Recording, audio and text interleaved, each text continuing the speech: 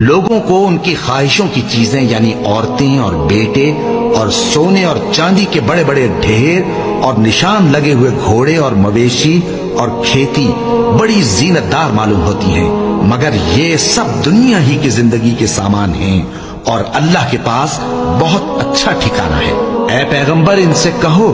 کہ بھلا میں تم کو ایسی چیز بتاؤں جو ان چیزوں سے کہیں اچھی ہو؟ سنو، جو لوگ پرہیزگار ہیں ان کے لیے اللہ کے ہاں باغات بہشت ہیں جن کے نیچے نہریں بہ رہی ہیں، ان میں وہ ہمیشہ رہیں گے، اور پاکیزہ بیویاں ہیں، اور سب سے بڑھ کر اللہ کی خوشنودی۔